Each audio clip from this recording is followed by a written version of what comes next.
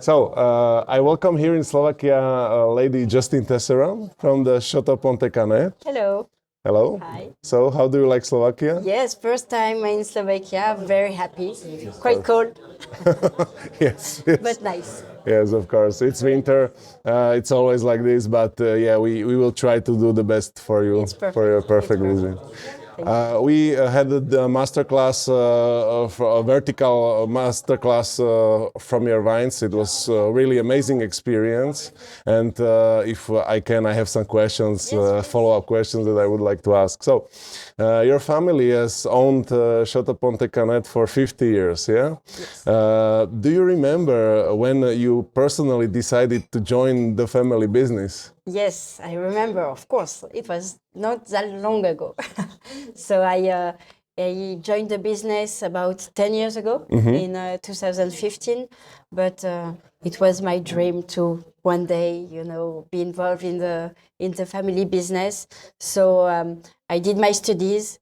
I started not in the wine, I started in marketing and communication. Then I've done a master degree in wine and spirits.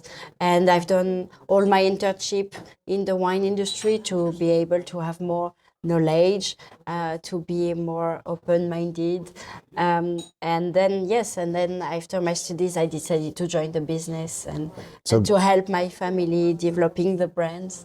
So growing up in a wine estate, it was something natural to join and help the family, yeah? Yes, because I lived all my life in Bordeaux. I lived Okay. all my life in Bordeaux, but I spent a lot of time in the vineyard, and I have many souvenirs with my father, with my brother, also with my grandmother going in the vineyard, in the vegetable gardens. Yeah. So yes, it's such a beautiful place, and I'm very proud and happy to be there and to take care of this property. Perfect. So you stepped into the leadership of the Grand Cru Class estate alongside your father, Alfred Tesseron, at a relatively young age. What was it like for a young woman taking on this level of responsibility in such a traditional Bordeaux environment? I guess there were some initial doubts or some prejudices. Yes, well, it's I think in every job it's challenging for sure, but for me it was I was 25 years old when I joined the business, and it was not easy because it was my first real experience, let's say, and even if it's my family, it's even more challenging because I don't want to disappoint my family, and I can imagine. And after my father been for 50 years in the business, so it was challenging because everybody knows him, and Of course. and me, I arrive. I'm a young woman. So yes, it was challenging, but I had no. I was not scared about it, and I did found my place, and I have my own responsibilities, and I developed. I kept going on, visiting different markets. So now I'm. So you surely did find your place. Yes, I think I found my place, and there is a lot of work to do still. It's still challenging today, even after 10 years. But every era has its own difficulties. So we have to find solutions, and no, it's going well. So what was the factor that most influenced the decision to move to biodynamics?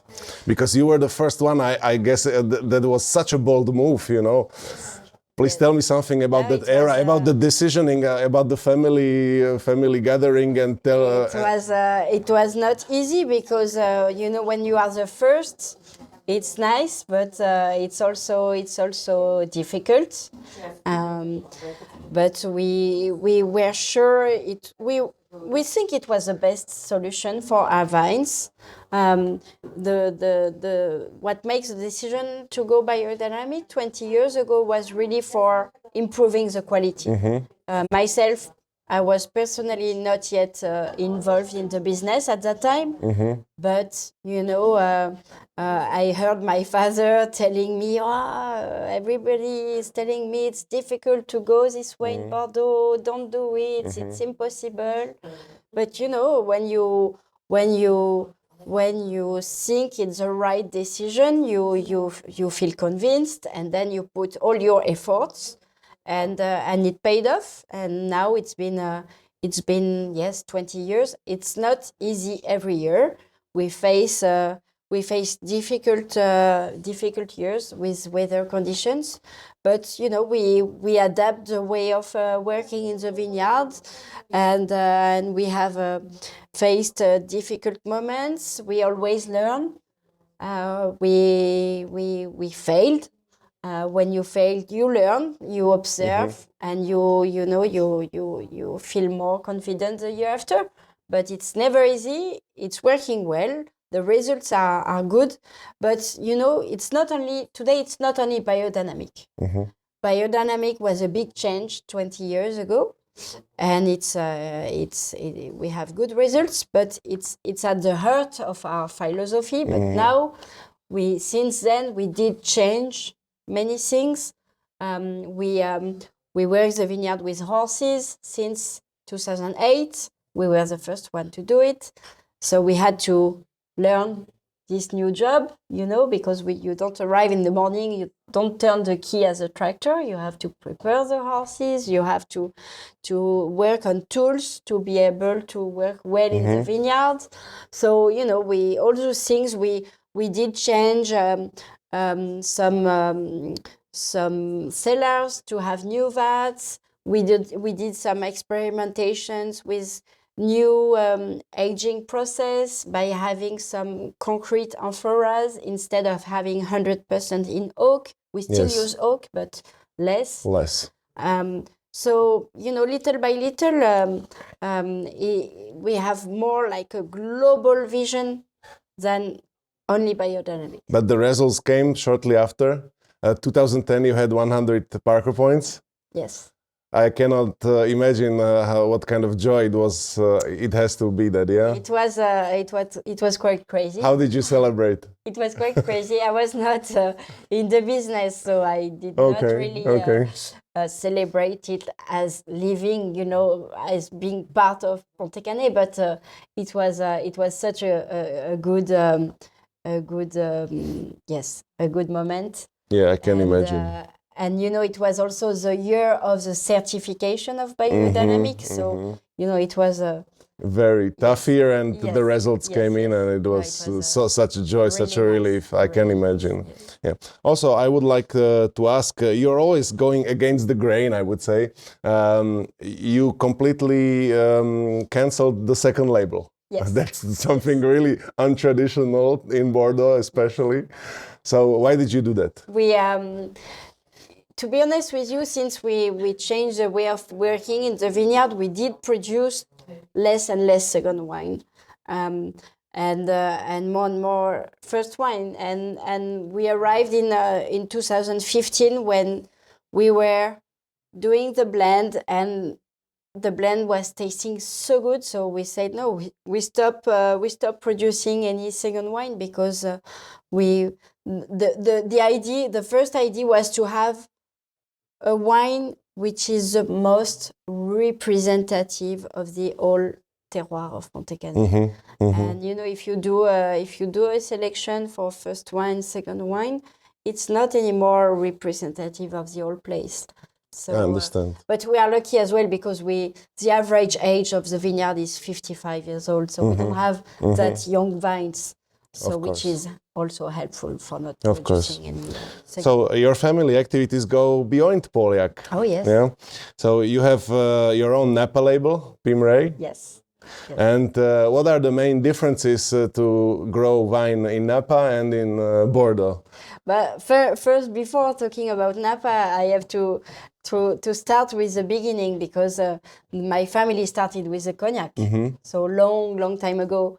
It started in 1905, and it's thanks to this business that my grandfather could bought Pontet-Canet in 1975, and later we were able to acquire Pimray in 2016. So we were looking for another baby in the family, and we decided to invest in Napa, because Napa has the same grapes varietal as we have in Bordeaux.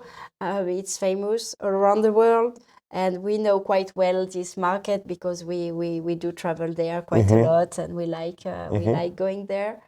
And yes, we found a place which is in the hills. It was very important for us to find a place on the mountain to be able to reach and to have some freshness in the wine. And we found this small vineyard in Montvideur.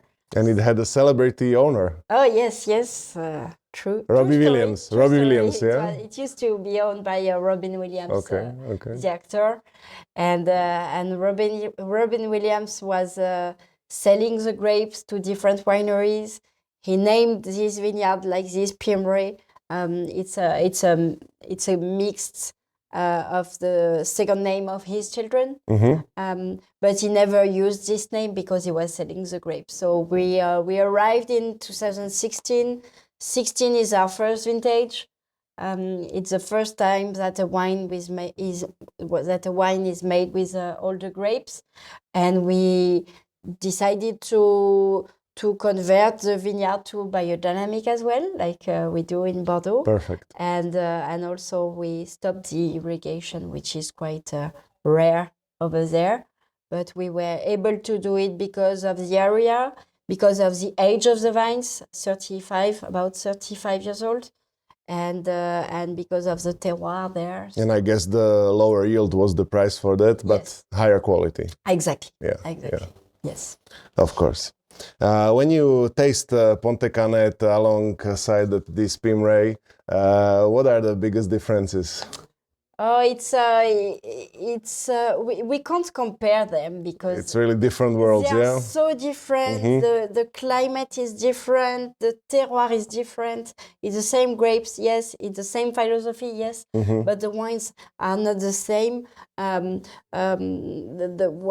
we like in Pimray is I told you, the freshness, but also how the wine is aromatic, and I think that's what we find at Pontet-Canet as well.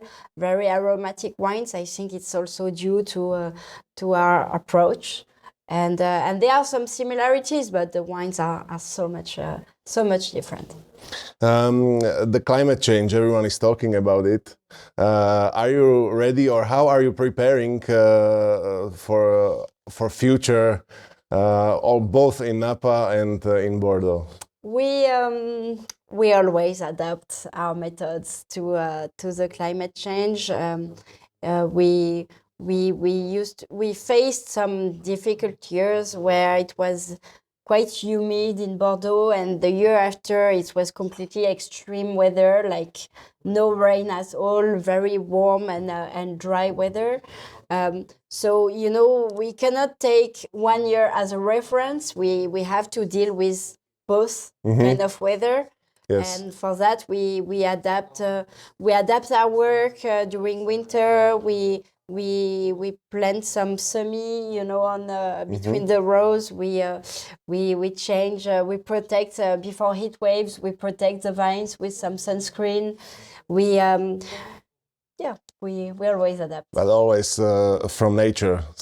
Yes, of course. Exactly. Looking back at your time at Château Pontet-Canet, what do you think is your biggest achievement? Well, it's all the work that has been done in the vineyard, for sure. The vines are much more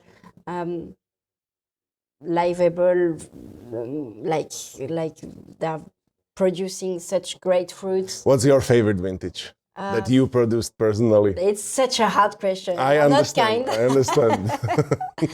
But no, for me, they are all good. And It's like kids. Which do you like yes, better? Yeah, for I sure, understand. For Of sure, course. but no, I think wines, is always evolving, and sometimes I would prefer 16, sometimes I prefer 11, sometimes I prefer 17. It's just depending on, it could depend on the food, on the people you are with, on your personal, feeling, but I think right now we are in end of the year 2025, sorry, and the best vintages to drink now for me are 11, 12, 15, 17.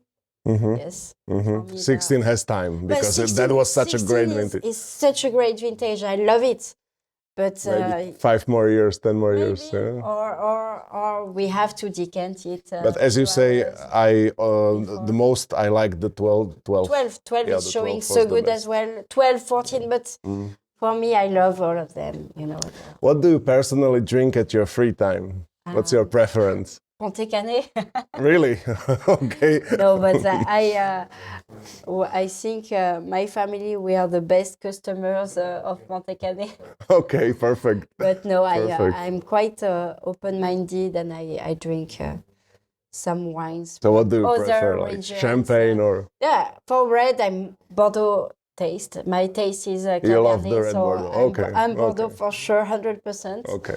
I love champagne. I love white wine from Burgundy. Burgundy. Yes. Also my favorite, yeah. Yes. White wine. Imagine that you could take one bottle of Pontet-Canet to a dinner with any person in history, living or dead. Who would that be and why? One person? Who would you like to pour your wine if you could choose from anyone, any person in history? Well, I would. One of my regrets is not having met Robin Williams. Okay. So because I love his movies, so and there is a real story with his family. So I would love to have met him in the past, but it was not. It was not possible. Yes, of course. But yes, that would be something. That's very nice. Yeah. Thank you very much for your time. Thanks to you. I hope you like the rest of your trip to Slovakia. I will. Thank you And very much maybe we'll see each other in Bordeaux next time. Please. I hope you will. I hope you will come and visit us. Thank you very much. Thank you very much. And cheers to all of you. Cheers. Santé.